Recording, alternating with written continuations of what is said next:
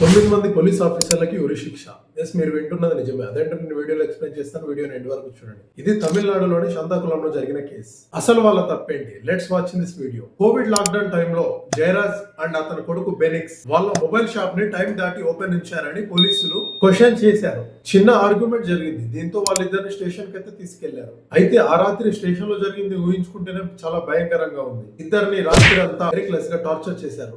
వాళ్ళని కొట్టిన దెబ్బలతో వచ్చిన బ్లడ్ ని వాళ్ళతోనే క్లీన్ చేయించారు. ఫాల్స్ కేసు పెట్టి జైలుకి పంపించారు. ఆ దెబ్బలకి తట్టుకోలేక ఫ్యూ డేస్ తర్వాత ఆ తండ్రి కొడుకులు ఇద్దరు హాస్పిటల్లో అడ్మిట్ అయ్యి ప్రాణాలు విడిచారు. ఇది మామూలుగా అయితే ఒక కవర్ అప్ అయిపోయి ఉండేది. కానీ మద్రాస్ హైకోర్టు సుమోటోగా కేసు తీసుకుంది. దీంతో సిబిఐ ఎంట్రీ ఇచ్చింది. దగ్గర 5 years 105 మెంబర్స్ విట్నెస్ ని ఎగ్జామిన్ చేశారు. అసలు ఈ కేసులో ఉన్న 10th accused court trial time లోనే చనిపోయాడు. ఫైనల్లీ April 6, 2026 లో మదురై హైకోర్టు హిస్టారికల్ జడ్జిమెంట్ ఇచ్చింది. ఇది రేరెస్ట్ ఆఫ్ రేర్ కేసు అని చెప్పి మిగిలిన ఆ 9 మంది పోలీసులకు ఉరిశిక్ష, డెత్ పెనాల్టీ వేసింది. అండ్ వాళ్ళ ఫ్యామిలీకి 140 crore పెనాల్టీ కంపెన్సేషన్ కింద ఇవ్వాలని ఆర్డర్ పాస్ చేసింది. Justice was delayed but definitely not denied. ఈ తీర్పుపై మీ ఒపీనియన్ ఏంటో కామెంట్ లో చెప్పండి. ఇలాంటి లేటెస్ట్ మరియు ట్రెండింగ్ అప్డేట్స్ కోసం మా ఛానల్ ని సబ్స్క్రైబ్ చేయడం మర్చిపోకండి.